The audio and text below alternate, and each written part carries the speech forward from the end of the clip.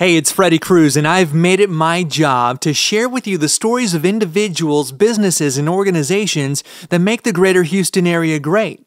And when it comes to animal advocacy here in the Space City, Kappy Muenzer is a pioneer. As one of the founding members of Citizens for Animal Protection, known affectionately as CAP, a privately run animal shelter in West Houston, she's dedicated her life to helping save the animals. Kappy graciously invited me into her home for this conversation, in which we cover CAP's humble beginnings, her time in the Texas Humane Legislation Network, and the importance of feral cat programs. And if you enjoy this conversation, please do me a solid and share with your family and friends, and sign up for the newsletter at cruisethroughhtx.com. Hi, I'm Ed Sheeran. This is Bruno Mars. Hey, it's Katy Perry. This is your man Flo Rida with Freddie Cruz. This is AJ Mitchell with Freddie Cruz. Freddie Cruz. Freddie Cruz. Let you go pick Mr. 305 and you already know what it is. My name is Freddie, and it's time to cruise through HTX. I work on the marketing team for Citizens for Animal Protection, and every time I walk through that building, I am reminded of just how beautiful humanity can be.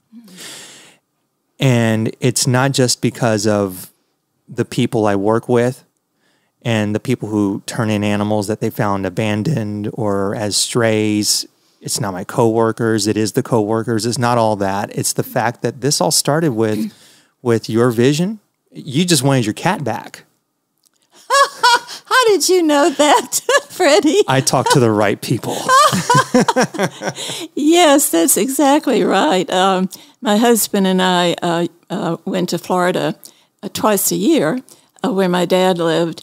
And back in those days, I mean, in the 60s, people never thought about, we had indoor-outdoor cats, indoor-outdoor dogs. Well, dogs were always pretty much indoors, but cats particularly were indoor-outdoor.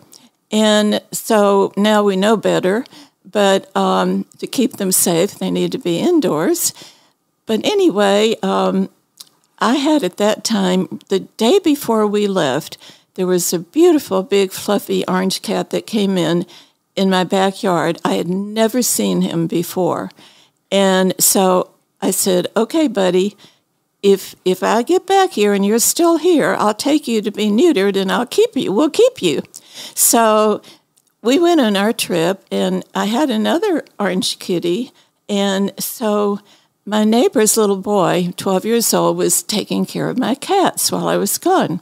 My neighbor right next door there. And so when I got home, I could not find my cat, the one who belonged to me, who we had named Limpy, because when he was a stray and when I found him, his leg was already broken, and the vet could not fix it. So he walked around with like a bent wrist like this. But anyway, when I got home, my neighbor, I couldn't find Limpy. The other cat was here, but not Limpy. And so I called my neighbor. I said, and she said, well, Kappy, I called the pound because my son got scratched. And I said, oh, my heavens. So my husband and I dashed off. We called the pound, and I said, listen, if I bring the real culprit, can you give me my cat back, the one that belongs to me? And because this is a stray. So they said, sure. So anyway, I had to kind of fool him and trap him into getting to a cage. So my husband and I went over to the pound. At that time, it was called the pound because it was a pound. It was not a humane shelter. And so, sure enough, they gave me my cat, Limpy, back, and they took the stray that had been here. And so while we were there, my husband and I saw a mama Siamese cat and her kitten. And so guess what? We brought them home with us. And then I got to thinking, I said, Al, if we don't go back and get that stray cat, you know what's going to happen. They're going to put him down. Mm-hmm. And I said, let's go back and get him. So we went all the way back, such a long way. We got him back, and we brought him home, and he became a wonderful pet from then on. So and so after I had that experience of going to the pound, to answer your question, I was shocked at how many dogs, beautiful dogs, all kinds of breeds of dogs were there. And it just broke my heart. There weren't so many cats there, but there were a lot of dogs, and it upset me so much. And I called a dear friend of mine who at that time had been on the board of the Houston Humane Society. And I called her and I said, what can we do about this? We've got to do something about all these dogs in that city shelter. So she said, well, call Citizens for Animal Protection. They had been just formed in 1972, and they were actually together, gotten a group of volunteers together to bring a lawsuit against the city for the deplorable conditions there. And so she put me in touch with Cap, and I went to the first meeting, and it wasn't long after that, in 1974, I said, why don't we start our own adoption program? Because at that time, the shelters had very few standards, and the city was in deplorable condition. So we started our own adoption as many volunteers. We went out to shopping malls, to parks, to any place who would have us, and took our animals for adoption. They were all spayed and neutered. We were the first humane organization to require a spay and neuter of every animal and adoption standards. And so we did adoption screening. So we kind of a pioneer in that area of adoptions. And also at that time, we began a program at the VA hospital.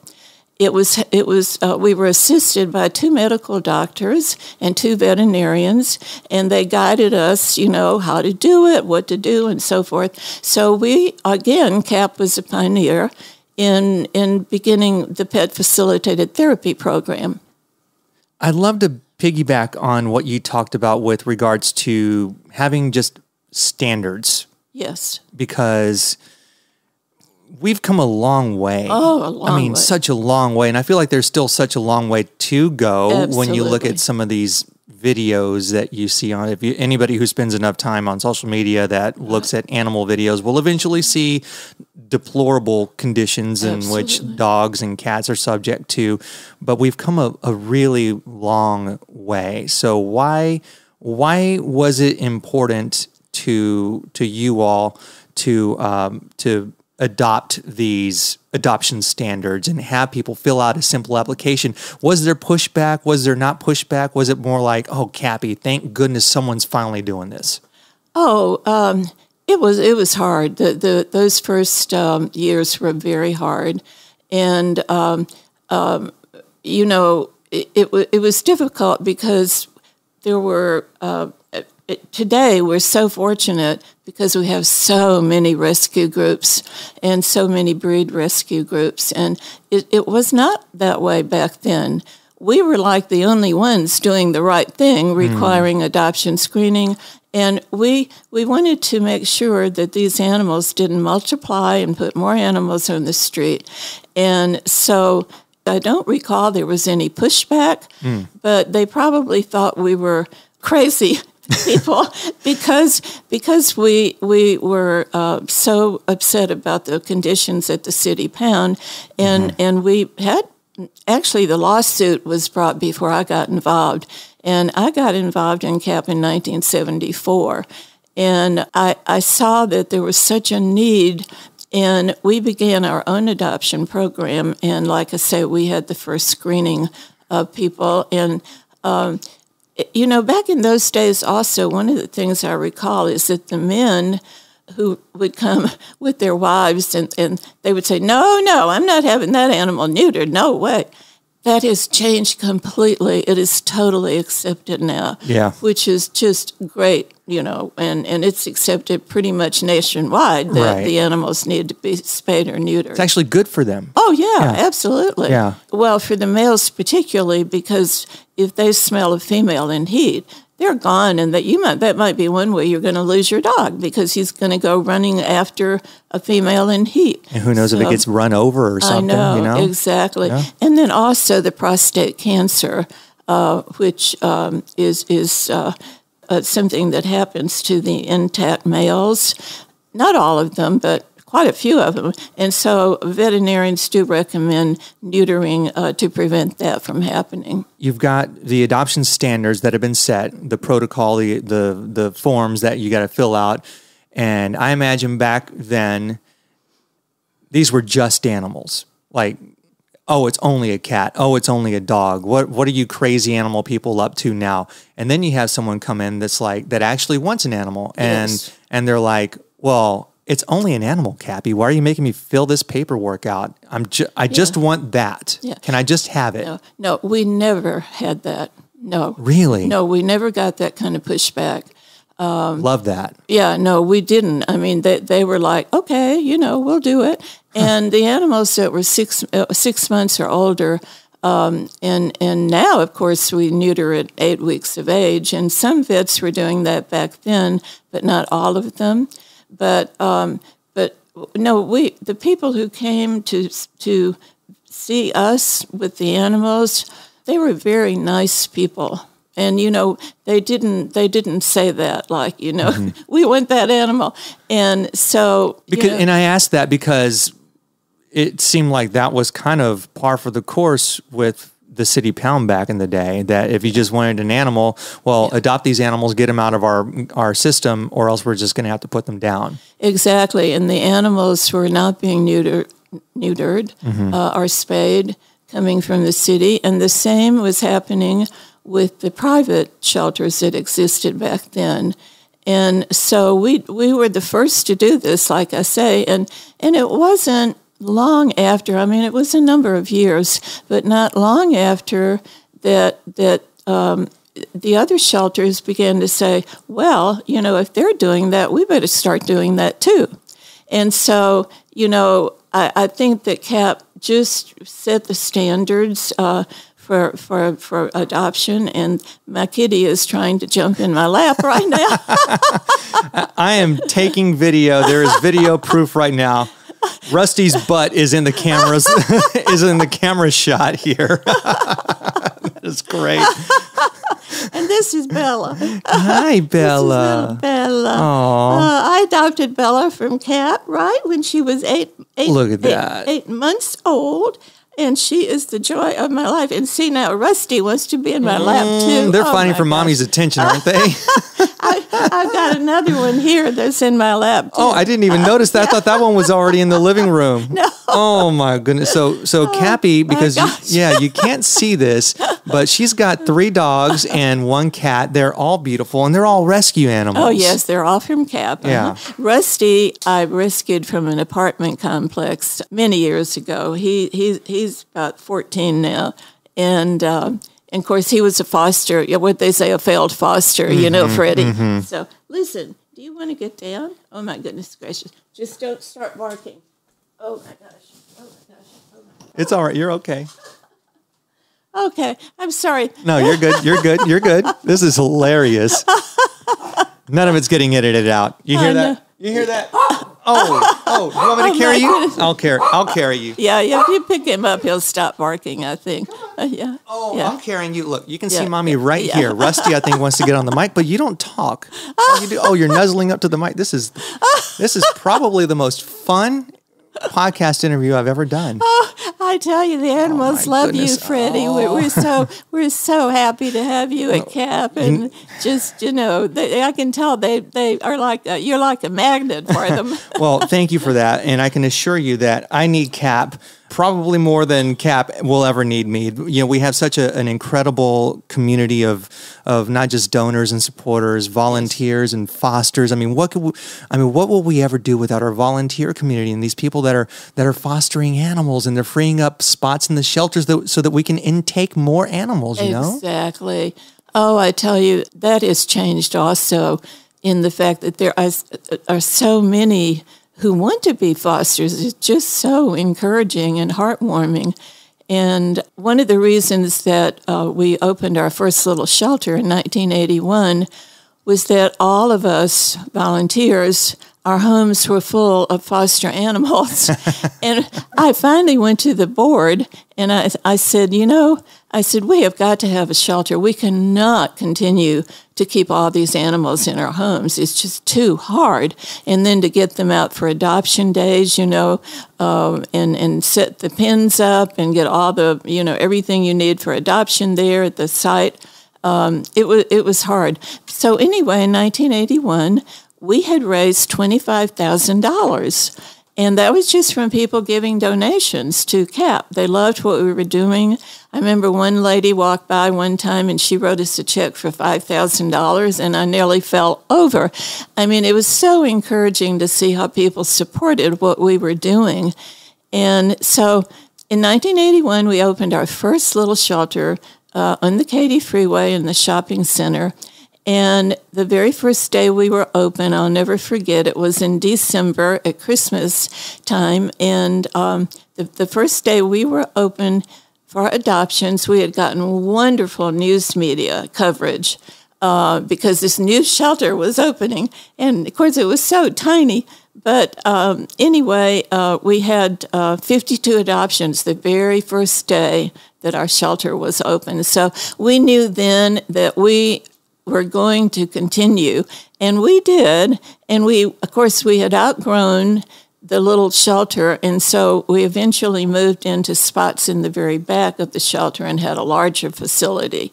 So that was how we got started. And, I just feel like CAP has done so much for animals in the community and the people too, and we call it building a brighter future for pets and people. So that was how we started with the shelter. And I love that this was all done with little to no technology. I mean, there was no Facebook or Instagram or Twitter. You were not putting videos up on YouTube. There were the 3 big TV channels in the newspaper. Exactly. And $5,000 back in the day was a lot. That was probably more like 10,000 if I had to guess. Oh, right? I'm sure, maybe even more than that. Yeah. This lady was from a very wealthy family in Dallas, and she just happened to be in town and walked by and saw us doing what we were doing, adoption day, and she sat there and wrote a $5,000 check. So, like I say, there were 4 of us who also put up some funds to open the little shelter. But it was the best thing that we ever did was to get started. And there again, I'd like to go back to talk about the Veterans Hospital and the Pet Facilitated Therapy Program, which has continued until this day. And now there are so many groups that are doing pet-assisted therapy and individuals doing pet-assisted therapy. And so, it's such a wonderful thing when you see the people who are, in the hospital and in nursing homes, and they love to see the animals. It really, animals just have something magnetic that makes you feel better when you pet them, It lights you up. Yes, and lowers your blood pressure and all of that. Right. So the other program I wanted to mention was the Feral Cat Assistance Program. Yes, that's a huge one because when you talk about homeless animals, obviously the first thing that kind of comes to mind, or not kind of, but it does come to mind, is dogs. But there are a lot of feral cats out there, and thousands. Yeah, so many. So what's so impressive about FCAP, Feral Cat Assistance Program, which happens to be the same kind of acronym as Citizens for Animal Protection. Yeah. We have the trap, neuter, release. Right. And so that's relatively new when you think in terms of how long humans have been around. It's, we've just been kind of dealing with the problem. And now, thanks to you all, I mean, you're really pioneering the way we fix things. Yes, we started our Feral Cat Assistance Program in 1986, and it had not been done before, but unfortunately, back in those days, we would, if the kittens were maybe 8 to 12 weeks, or we would get the kittens off the street and put them in foster homes and then get them adopted. But the mothers and the fathers who were so feral we had to trap them, and then there was no alternative at that time but to put them down.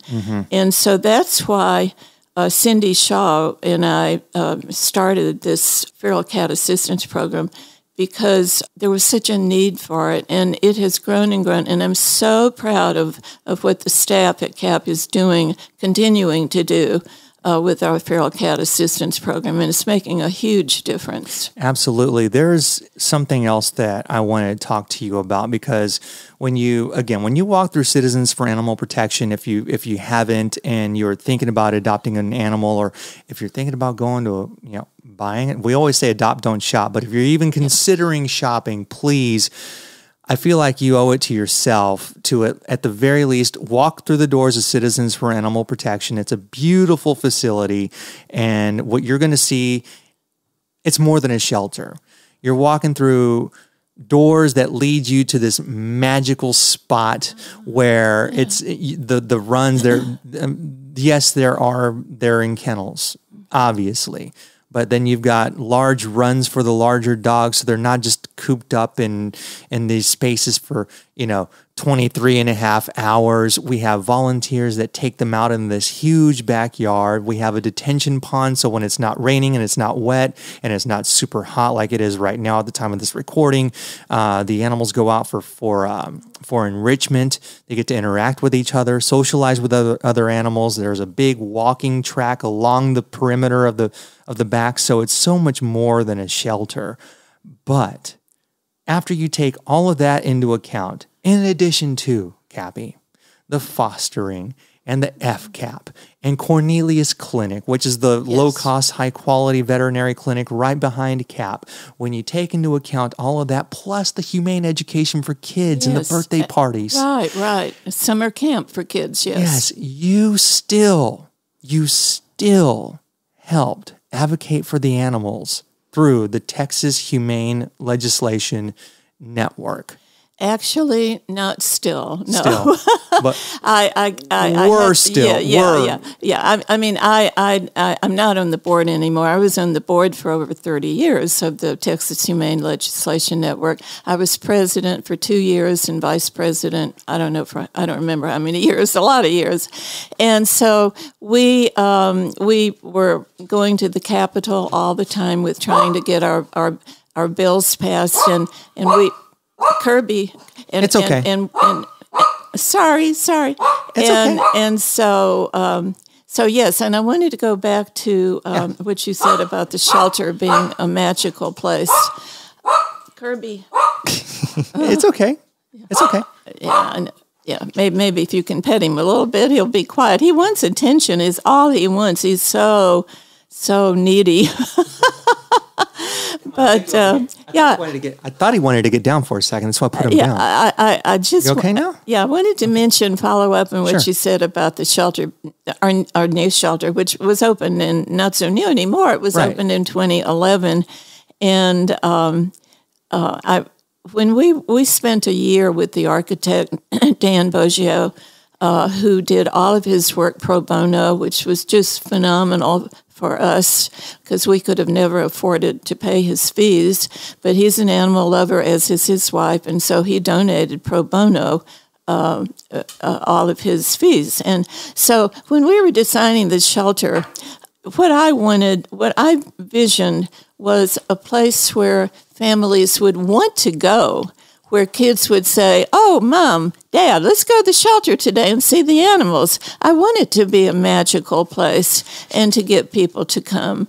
And so I just love when you walk in the door and you can see all the way back to all the beautiful Diane Matley Pet Kingdom Park. And we were so fortunate that we were able to find, Diane Matley found that property for us, and it's 3.5 acres and beautiful property.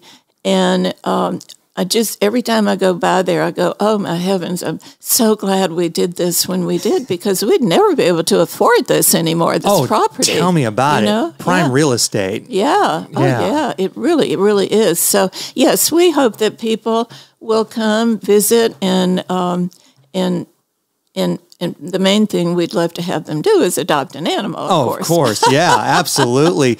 I got to ask you, though, what would you say, because in addition to all these things, you did a lot of work with the Texas Humane Legislation Network. What would you say would be one or two things that you're most proud of during all the time you spent there? Well, the spay-neuter bill.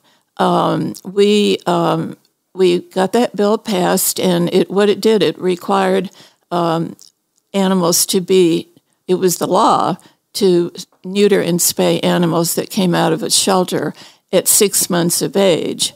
And so if they were 6 months of age, we would have them neutered before they went home. If not, the adopters would sign a contract that they would do this.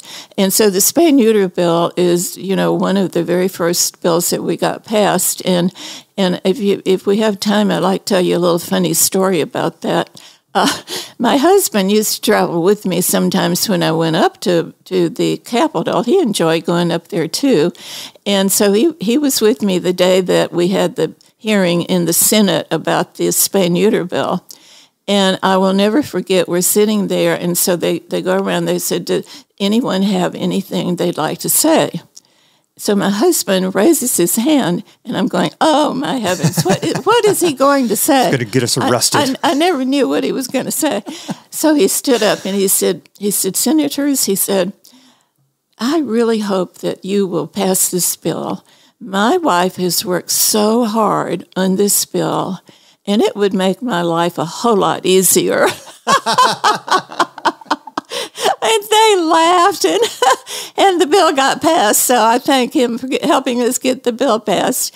And the other one that was one of the early ones that we worked on was the dogfighting bill, which, and then the shelter bill, where you had to give an animal, believe it or not, you had to tell people this back in those days. Even today, some people, it blows my mind what they do. But it was the shelter bill that, the spay-neuter bill, the pit, no, what am I thinking about? Dogfighting bill. That's what I wanted to say, yeah. And so those were some of the first ones that we did. We also got a riding stable bill setting standards for horses also. Oh. Yeah. Wow. And what's a riding stable? What does the riding stable bill entail? Pretty much the same as the Cruelty Act, that you have to provide good environment and food and water and shelter and all that kind of thing. Things that nowadays we just take for granted because we hopefully assume, or we would think that most people would assume that that's what you need to do to adopt an animal. We really have come a long way. Oh, we have. We've come a long way, and I'm just so grateful to all the wonderful volunteers and the board. That we have reached the spot where we've reached, and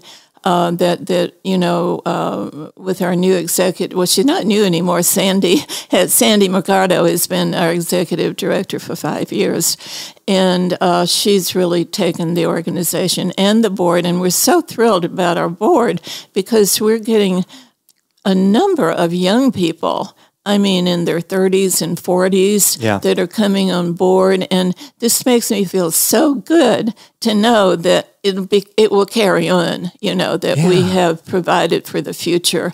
And so it makes me want to cry to think, how we have come from nothing to where we are now. And it's huge because when you talk about those 30-somethings and the 40-somethings, they've got kids, and they're going to want mom and dad to get them an animal. And if, let's say these 30-somethings and 40-somethings went through CAP when they were kids, and they know what it takes. Exactly. And we are really so happy about the children's program, too. Love it. And the summer camp that we have for the kids. And then the birthday parties, as you said, and every time they have a birthday party, one animal always gets adopted. At least one always gets adopted. Kappy, 200 years from now, someone finds the story of Citizens for Animal Protection in some kind of library or vault of books. Or in your podcast. Or in my podcast. What do you hope they take away from this story? Oh, my heavens. All I can say is that I hope they look upon it favorably and that we made great accomplishments and great success. But there's still, as you said earlier, there's still so much to be done. And Houston right now has just so many strays in the streets. And they're, thank goodness that we also have this wonderful program that we have with Houston Pet Set. And that is transporting animals up to the Midwest that have been in our shelter a long time. And by transporting them, we can have more room to take in more animals. And the people up north are waiting for them. They want them. They need them. They don't have the weather like we have, where animals continue to multiply all year long. So the transport program, I think, is a wonderful program that was developed a few years ago. Kappy, I've got to tell you, it has been an absolute pleasure and an honor to get to speak with you. I've read the articles and seen your pictures all over the hallways of CAP, and so getting to spend this time with you in your home with your dogs and your cat. I might have to take Rusty home. He's sleeping on the equipment here. But this has definitely been a highlight of my day, and thank you. Well, Freddie, I have to say it's been the highlight of my day, too. Wonderful to have you here, and thank you for helping us to spread the message to the community. Absolutely. And the website, by the way, I'd be remiss if I didn't give it to you, CAP, C-A-P, 4 pets.org, cap4pets.org. You can take a tour. You can come on by. Shelter hours, Monday through Thursday, noon to 5. Friday through Sunday, 11 to 5. You come by, you fill out an application, you interact with the animal who might just be rescuing you and your family, and it's all thanks to the work they do at Citizens for Animal Protection. Is there one more thing I could say real quick? You can say whatever you want. I just want to thank West Houston Subaru. West Houston Subaru has made it possible. They underwrite special needs animals. Yes. They underwrite adoptions so that they're either 50% off or sometimes 100%, where people can come. And I like that because the adopters have the option then to go spend money on beds and food and toys and bowls and so forth. And they also give us the car for raffle every year, which we hope people will call in and buy one of the raffle tickets. I have a Forester, and I love my Forester. And so we have a raffle going. The raffle tickets are only $50 to win a brand new car from West Houston Subaru. So I hope people will look on our website and buy a ticket. Absolutely. Frank and Gloria, we love you all because they have been long. To give you an idea of just how long they have been supporters, they have supported the adoption of more than 15,000 animals. Yes. That is huge. Incredible. Huge. And also I want to mention that Gloria has started a dog walking team at West Houston, and they come over, I believe, twice a month with their West Houston shirts and volunteer on them. So, yes, we are so grateful. Absolutely. So if you're listening to this and you want to do some team building with your coworkers, Citizens for Animal Protection can always use the volunteers. Kappy, again, thank you so much. Thank you, Freddie. Hey, it's me. I'm back with a quick little nudge. If you enjoyed this podcast as much as I did putting it together for you, then please leave a review on your favorite podcast platform and subscribe to the newsletter at cruisethroughhtx.com and share with your family and friends. Thank you.